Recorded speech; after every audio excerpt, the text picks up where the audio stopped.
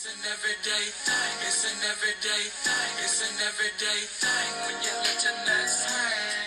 The Gotti Boy and Slim Thick Kim situation gave me a flashback because you know how he was like, let me know when you're in Atlanta, and she was like, I booked it. That happened to me before. So I was in Jacksonville at Real Teens, okay, and I met a guy there, and you know we exchanged numbers. The next day, that was a Saturday night. The next day, Sunday, he invited me out, and I was like, hey, actually, I live in Miami now. I no longer live in Jacksonville. I was just visiting family, so I'm already on my way back home to Miami.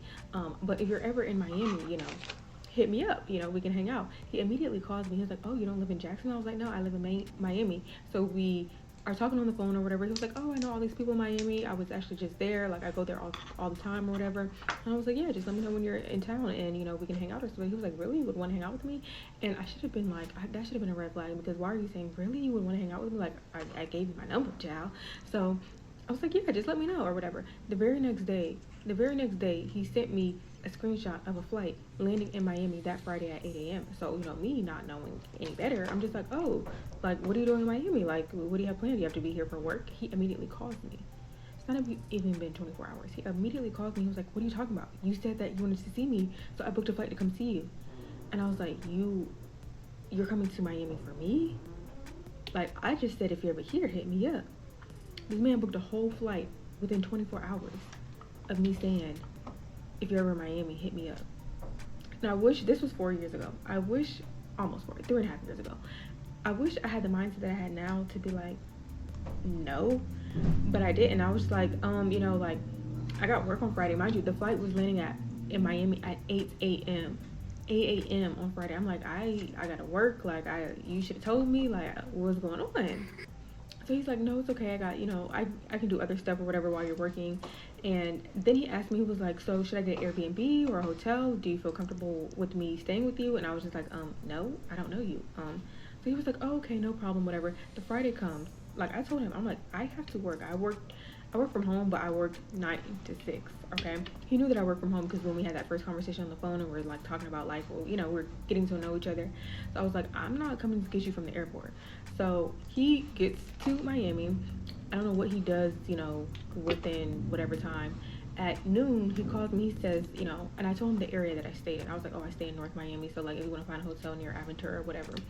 He calls me around 11:30, 12, and he's like, yeah, I just got a haircut at a barbershop in your area.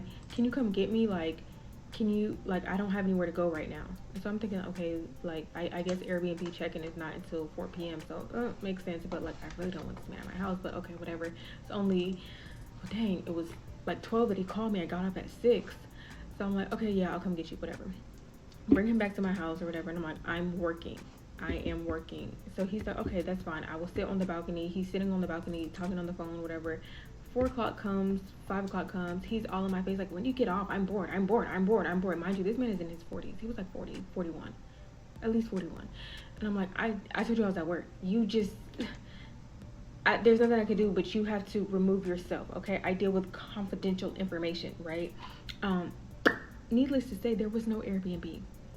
There was no hotel. I left off with him being like, you know, I'm bored. Like, when are you gonna be done? Like, relax. So I was like, you can go. Like, it's 4 o'clock, it's 4 or 5 o'clock. You can leave. Check-in time has begun. Like, you can leave. And he was like, no, I'm just gonna wait for you to get done with the work so we can go get food. And before I proceed, I went and looked at the messages from when this happened, 2021 July. When he told me that he was coming or whatever, I clarified. I said, where, like, are you trying to stay at my house? He said, yes. I stopped responding. That was at like 1 o'clock on a Monday. The next day in the afternoon, he texts me and says, can I call him? That's when we had the conversation where he was like, oh, if you're not comfortable with me staying at your house, I can get Airbnb or a hotel. And I said, okay, that's cool. And then I was cool with the plans or whatever. And you know, he's like, oh, we're gonna turn up, I'm gonna take you here or there or whatever. So I was like, okay, go, whatever, a weekend on you. I'm cool with that. I was just turned 24, literally not even a month prior. I just turned 24, so I was down for the turn up, right? So I get off, we go get food. I'm still kind of confused, like, why is he not bringing his stuff? Like, I'm thinking maybe he just wants me to take him to the Airbnb. I'm a little bit confused, but we go get food. We come back and we start getting ready to go out to Fort Lauderdale. Okay, so we go out, we go to Club Euro, we go to the office. That's a whole different story that I just don't have time to tell, okay? So it's now like 5 o'clock in the morning. I get back to my house, right? And I'm like, okay, so we're going. And the man wasn't going nowhere, right? He wasn't going nowhere. So I was like, okay, let me get you a blanket and a pillow. and you have to sleep on the couch because at this time, like I use my dog to my advantage. I had a pit bull, right, and I was like, she's not friendly, so she has to stay in the bedroom. So you cannot come in the bedroom. Sorry, like that's the only way I can keep you all separate, right? So he did sleep on the couch. The next morning, because it's like 5 o'clock in the morning, and I'm tipsy, like I don't have time for this. The next morning, I'm so reminded, I'm irritated. I'm irritated because I'm in my own home and I'm uncomfortable because we had this conversation about you getting a place. So the next morning, I tell him, I'm like, listen, sir, I have stuff to do today. I had plans. You know, you gotta leave because you cannot be here, you know, and I'm not even gonna be here myself. Like, you have to leave, you know. And to be honest, when I told him, like, if you're ever in town, let me know. That's just a common courtesy that you say when, you know, you just tell people that, like, oh, let me know when you're in town. You don't actually like plan to link up with them, right? So again, I tell him that he has to leave because I have plans for the day. My best friend was in town. We are doing stuff the whole day. We're going to dinner, blah blah blah. So he's like, cool, I'm gonna leave. Like, I'm gonna go do my own thing. And I was like, okay, cool, you know, bye. So he does leave. I did get him out the house. But the next day, so that was Saturday, the next day, Sunday morning, I get a knock on the door. He did tell me that he was coming, but you know, he comes back, okay? I'm not tripping because I know that the man has come here for me, right? But he is on my nerves, but I'm just in the mindset he's paying for everything. When we went out, he paid for everything. I mean, we had a table, we had drinks, we had hookahs, so you know, I'm like, I will get over it. I will get over it, but you ain't coming back, okay? You will be blocked after this. So he comes to my house. Mind you, I forgot to say, this man thinks that he is the finest thing walking. So he's probably like 6'4", he's very dark skinned, he's from Trinidad, and he just thinks that he's so fine, and he operates as though he's the main character in a movie. Like, when he's talking, like he's trying to be seductive, and like flexing his muscles, you know, like putting his arm against a wall when he talks, and just doing all this extra stuff that just, like how white people act like in a movie. Like, that's just how he was given, okay? So it was very much cringe, and like when we went out, it was some stuff that was just cringe, but whatever. So he comes over, we're sitting on the couch watching the Olympics, you know, eating food or whatever. So I'm like, okay, he ain't getting on my nerves until, so we're watching the Olympics, a commercial comes on, and this is 2021 when the Olympics that got postponed because of COVID. A commercial comes on, he looks at me, he's like, that doesn't bother you? And I was like, what? Does what bother me? And he was like, that commercial, that didn't just make you mad? And I was like, I don't know what you're talking about, sir. I don't know what you're talking about. He was like, there was 2 gay men in that commercial. And I was like, okay, I didn't know this. I don't care. And he was like, they're trying to force it on us. And I was like, dude, like, relax. I was like, when you saw that commercial, didn't make you want to go sleep with the man? He was like, no. And I was like, okay, so why do you care? What are they pushing on you? Because it didn't make you gay, so who cares? And he was like, I'm from the Caribbean. We call those people bati men, and you know, they get killed for that over there. Okay, well, you ain't in the Caribbean. You ain't in the Caribbean. I don't know what to tell you. So he gets all worked up, and when he sees that I'm like not in agreement with him, now he like, it's like a light switch flipped, because now he looks crazy, right? Now he looks freaking crazy. You asked me a question, I didn't say it didn't bother me. And he like crawls over to me, because we're on 2 opposite ends of the couch. He crawls over to me, he starts grabbing me by the face, like, please don't think of me differently. Like, I just want you to know, like, I'm not that type of person. I'm not that type of person. I was just like, okay. And he was like, here, do you need a kiss? And I was just like, dude, are you cool? Like, it was not given 40-something years old. So the vibe was killed. Like, he wasn't even on my nerves. I'm like, yeah, no, I'm not going nowhere tonight. Like, I don't feel like going nowhere. Like, you can do what you want to do. Like, I'm cool on you.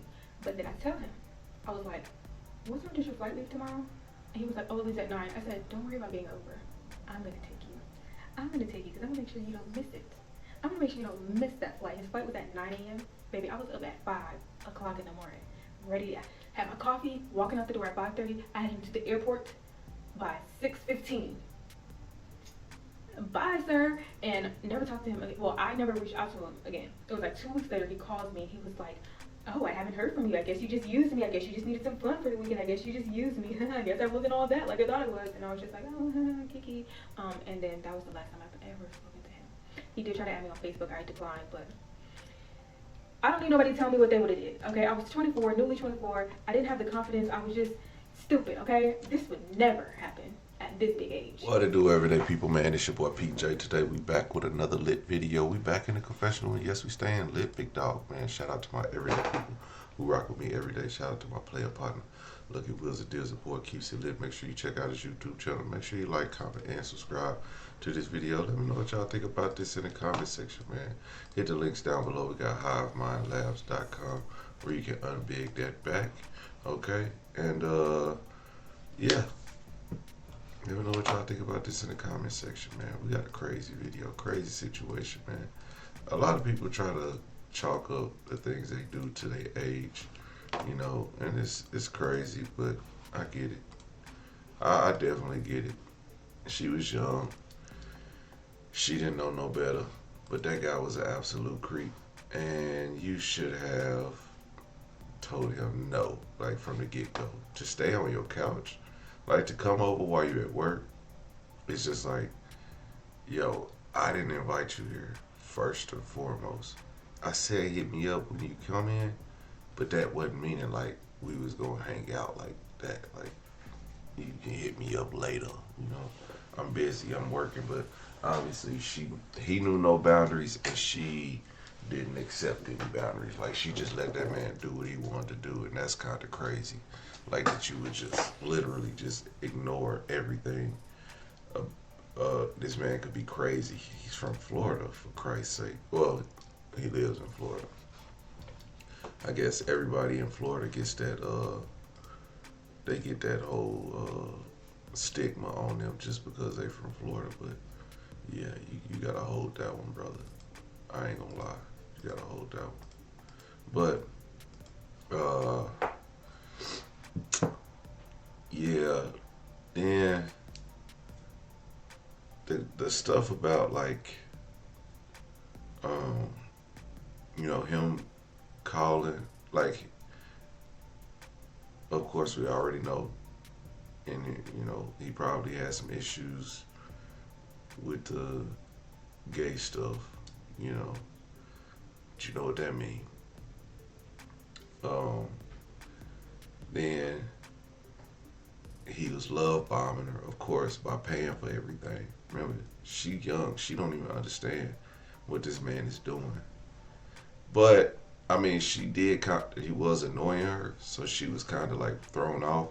But the fact that he was buying everything, paying for everything, sections and all that stuff, he was trying to impress her. So had it worked, had he not been a cornball in the first place, he probably would have got by with that. Like he probably would have, you know, he probably would have got by with that. That's just a fact. But he was a cornball, so it didn't work. Then when he called and said, "Oh, you just using me and stuff like this," that, you know, she should have told him straight up, "I didn't ask you for that." Like I think she kind of like played with him a little bit, and that's just not knowing, like just trying to be too nice. You know how you could be too nice to somebody? Not that you want to be mean to them, but you just don't want to be mean to them. You just don't want to tell them like, nah, I wasn't feeling you. You just, you know, go with the flow and just hope that this person just leave you alone. Sometimes you gotta learn to tell a person, nah, this ain't working. Like don't drag on a relationship that needs to be ended. Like the run-on sentence, don't put a comma there, put a period at the end of it, so people will know that it's a stopping point, okay? And that's what she didn't do. She kept leaving that door open. You know, every time he was leaving, she left that door open. You gotta stop leaving that door open, sister. Anyway, everyday people, let me know what y'all think about this in the comment section. Like, comment, subscribe, my holla at you later.